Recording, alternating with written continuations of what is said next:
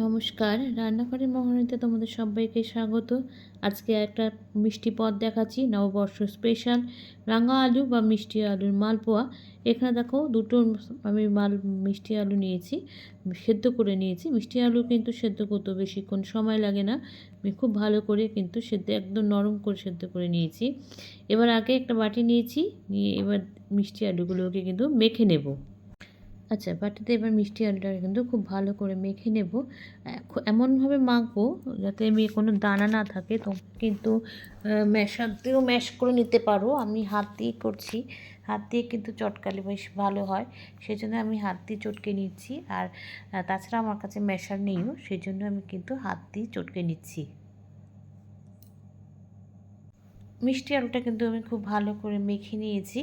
আচ্ছা, এবার এখানে আমি দেখো একটু মেপে নিচ্ছি। মেপে নিলে কিন্তু সব কিছু ব্যালেন্সটা ঠিক হয়। আমি এখানে 1 কাপ কিন্তু ময়দা দিয়ে দিয়েছি। আমি এটা কিন্তু ময়দা দিয়েই তৈরি করব। ময়দা দিয়েছি। ময়দার মধ্যে এবার দেখো যেহেতু 1 কাপ দিয়েছি ময়দা, তাই হাফ কাপ দিয়ে দিয়েছি গুঁড়ো দুধ। আমি কিন্তু এখানে 1 কাপ ময়দা নিয়েছি, হাফ কাপ গুঁড়ো দুধ নিয়েছি, আর এখানে কিন্তু হাফ কাপ আটা, মানে ময়দা, আটা আর গুঁড়ো দুধ নিয়ে নিয়েছি।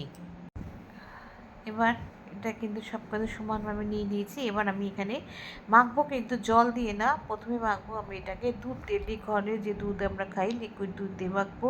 দুধটা কিন্তু জাল দিয়ে নিয়েছি, মানে ঘরের তাপমাত্রা এনে নিয়েছি।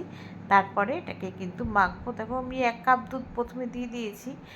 যেহেতু আটা আর ময়দা আছে, দুধটা কিন্তু ভালো মতন টেনে নেবে, সেজন্য কিন্তু আমি প্রথমে 1 কাপ দুধ দিয়ে দিয়েছি।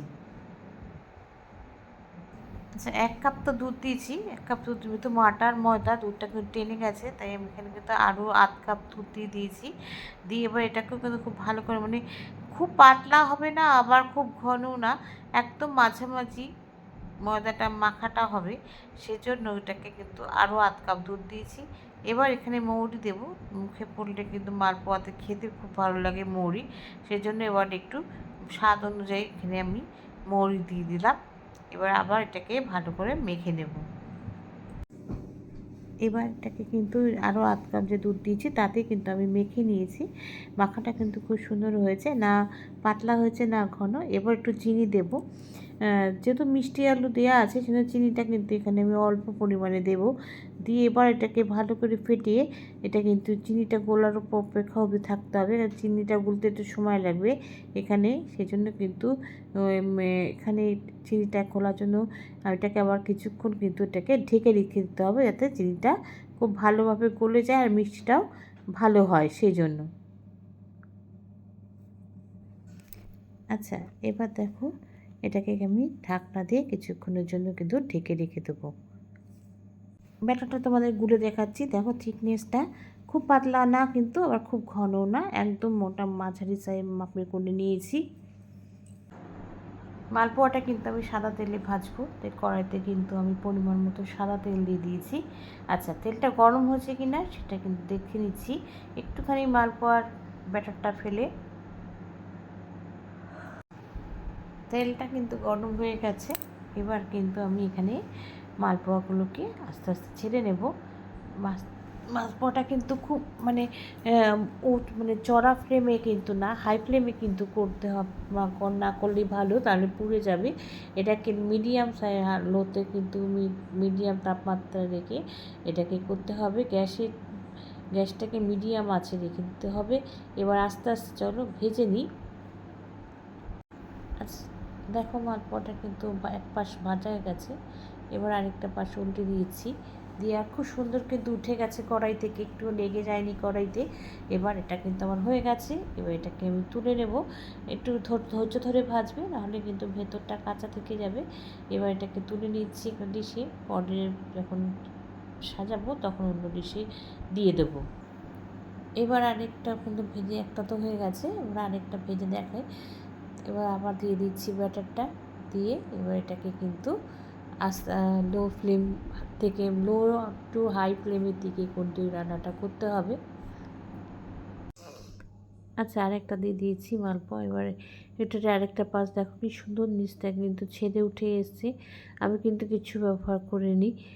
এবার এটাকে পেস্টটা উল্টে দিলাম, দিয়ে এটা পেস্টটা একটু ভালোভাবে ভাজা হোক, নইলে ভেতরটা আবার কাঁচা থেকে যাবে। আচ্ছা, ওদিকে গ্যাসে মালপোয়াটা ভাজা হোক, তবে এখানে আমি আরেকটা কড়াই বসিয়ে দিয়েছি। এখানে কিন্তু আমি রস করছি। রসটা এখানে 1 কাপ জল নিয়েছি আর 1 কাপ চিনি নিয়েছি। রসটা কিন্তু, চিনিটা কিন্তু মেল্ট হয়ে গেছে।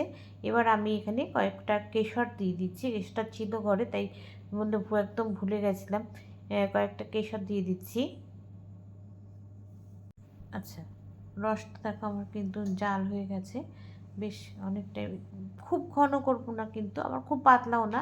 একটু হাতের আঙুল দিয়ে দেখতে হবে যে চিটা চিটা ভাব হচ্ছে নাকি, হাতটা আটকে যাচ্ছে নাকি, তাহলেই বুঝবো রসটা কিন্তু আমার তৈরি হয়ে গেছে। রসটা হয়ে গেছে, এবার কিন্তু আমি গ্যাসটা নিভিয়ে দিচ্ছি। এবার রসটা কিন্তু ঠান্ডা করে তারপরে কিন্তু এর মধ্যে মালপোয়াটা দেবো, নাহলে কিন্তু মালপোয়াগুলো একদম নরম হয়ে যাবে আর ছিঁড়ে যাবে। রসটা কিন্তু আমি ঠান্ডা করতে দিয়েছি, ঠান্ডা হয়ে গেছে, হালকা গরম রয়েছে। এই অবস্থায় কিন্তু আমি মালপোয়াগুলোকে রসের মধ্যে চুবিয়ে দেবো। আমি কিন্তু একটা করে মালপোয়া দিচ্ছি, যেহেতু আমার কড়াইটা ভেতর বেশি ছড়ানো না, সেই জন্য দিচ্ছি। এবারে আস্তে আস্তে মালপোয়াগুলোকে দিয়ে বেশিক্ষণ না, 2-3 মিনিট পরে কিন্তু তুলে নেব। রবে কিন্তু চুবিয়ে দিয়েছিলাম, অনেকক্ষণ ধরে চুবিয়ে দিয়েছিলাম। এবার কিন্তু এগুলোকে একটা একটা করে তুলে নেব, একটা ডিশের মধ্যে তুলে নেব। তারপর কিন্তু একটু ঠান্ডা করেও, কেন মিষ্টি জিনিস কিন্তু একটু ঠান্ডা করে খেতে ভালো লাগে, পরে এটাকে সার্ভ করব। আচ্ছা, এটাও কিন্তু আমার হয়ে গেছে, এবার এটাকে আমি তুলে নিচ্ছি। আর গ্যাসটা কিন্তু সবসময় একদম অফ করে দেওয়া আছে। এই সময় যেহেতু রসটা হয়ে গেছে, আমি তাই কিন্তু একদম গ্যাসটা অফ করে দিয়েছি। এবার আরেকটাকেও কিন্তু আমি এখানে দিয়ে দিলাম। আচ্ছা, এবার এটাও হয়ে গেছে, এটাকে কিন্তু তুলে নিচ্ছি। এভাবে চলো সবকটা করে নিই, তারপর আবার আসছি তোমাদের সামনে। আর খেতেও কিন্তু ভীষণ সুন্দর হয়। এইভাবে মিষ্টি আলু দিয়ে কিন্তু বাড়িতে করতে পারো। মিষ্টি আলু এখন কিন্তু সবসময় পাওয়া যায় বাজারে। আচ্ছা, হয়ে গেছে আমার পুরো মালপোয়াটা, কিন্তু খুব সুন্দর হয়েছিল। আর যেহেতু কেশর দিয়েছিলাম, কেশরের একটা সুন্দর রঙও এসেছিলো, আবার খেতেও দারুণ হয়েছিল। তোমরাও কিন্তু করে খেয়ে জানিও আমাকে লাইক, কমেন্টস আর শেয়ারের মাধ্যমে। তোমরা যারা চ্যানেলটাকে সাবস্ক্রাইব করে আমার সঙ্গে রয়েছো, তাদের জন্য রয়েছে অসংখ্য অসংখ্য ধন্যবাদ। আর যারা এখনও করোনি, তারা প্লিজ চ্যানেলটাকে সাবস্ক্রাইব করে আমার সঙ্গে থেকো। তোমরা সবাই সুস্থ থেকো, সাবধানে থেকো, ভালো থেকো। চলি, টাটা। দেখা হচ্ছে পরবর্তী নতুন কোনো রেসিপিতে তোমাদের সঙ্গে।